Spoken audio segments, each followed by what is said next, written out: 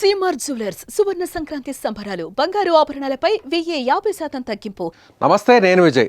సంక్రాంతి పండుగ రాకముందే ఒక పండుగ లాంటి వార్తను ఏపీ ప్రభుత్వం ఏపీలో ఉన్న మహిళలకు గిఫ్ట్గా అనౌన్స్మెంట్ ఇవ్వబోతుంది. అదే ఉగాది నుంచి ఫ్రీ బస్ ఏపీఎస్ఆర్టీసీలో మహిళలకు ఉచిత ప్రయాణ పథకాన్ని అమలు చేయబోతున్నారు.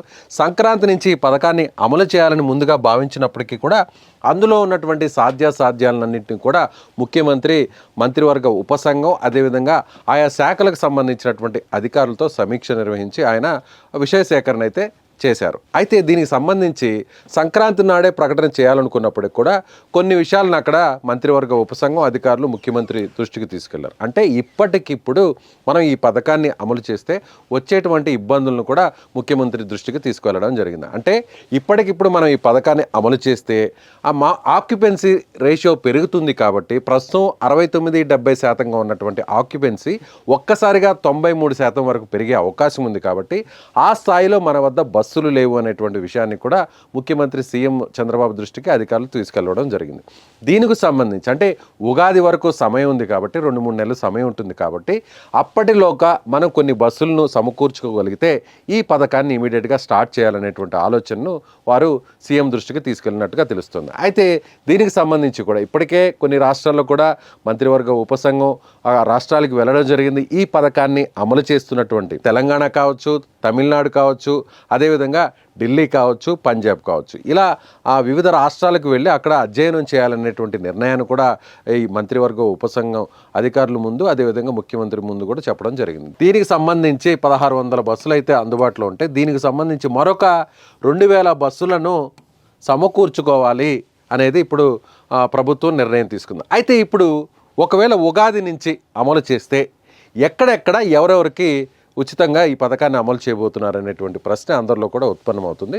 దానికి సమాధానంగా ఇప్పుడు చూస్తే ఉమ్మడి జిల్లాలు ఏపీలో ప్రస్తుతం 26 జిల్లాలు ఉన్నప్పటికీ పాత అంటే గతంలో జిల్లాలు విస్తరణ జరగనప్పుడు దానికి ముందున్నటువంటి 13 జిల్లాలు అంటే ఫర్ ఎగ్జాంపుల్ ఉమ్మడి జిల్లాలుగా మనం చూసుకున్నట్లయితే మనం రాయలసీమలో ఉన్నటువంటి చిత్తూరు, అదేవిధంగా అనంతపురం, కడప, కర్నూలు, అదేవిధంగా కోస్తా జిల్లాల్లో వచ్చేసి నెల్లూరు, అదేవిధంగా ప్రకాశం, గుంటూరు, కృష్ణా, పశ్చిమ గోదావరి, తూర్పు గోదావరి, విజయనగరం, విశాఖపట్నం, శ్రీకాకుళం, ఇలా 13 జిల్లాలకు సంబంధించి ఆ 13 ఉమ్మడి జిల్లాలు గతంలో ఏదైతే జిల్లాలు ఉన్నాయో ఆ జిల్లా పరిధి వరకు ఉన్నటువంటి బస్సుల్లో ఉచితంగా ప్రయాణించేటువంటి వెసులుబాటును ప్రభుత్వం కల్పించబోతుంది.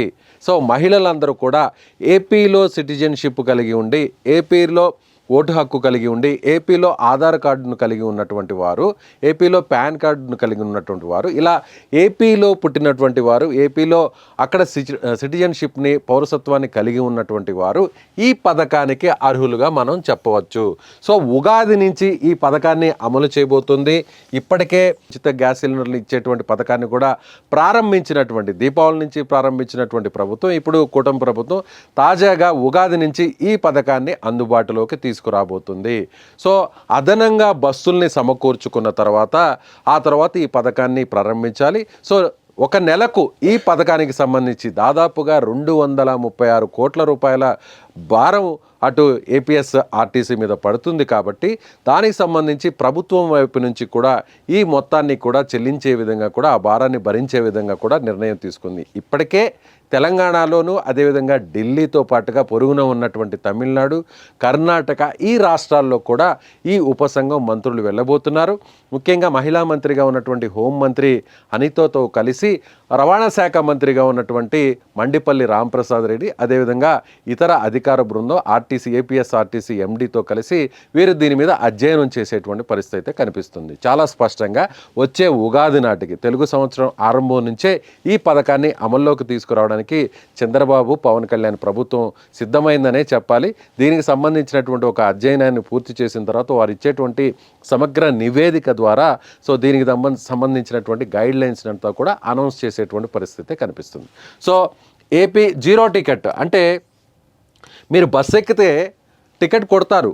ఇప్పుడు తెలంగాణలో, కర్ణాటకలో ఎలాంటి ప్రాసెస్ ఉందో అలాంటి ప్రాసెస్ని అక్కడ కూడా అమలు చేసేటువంటి పరిస్థితి. మహిళలు ఎవరైతే బస్సు ఎక్కితే ఆ బస్సు ఎక్కిన వారికి టికెట్ కొడతారు.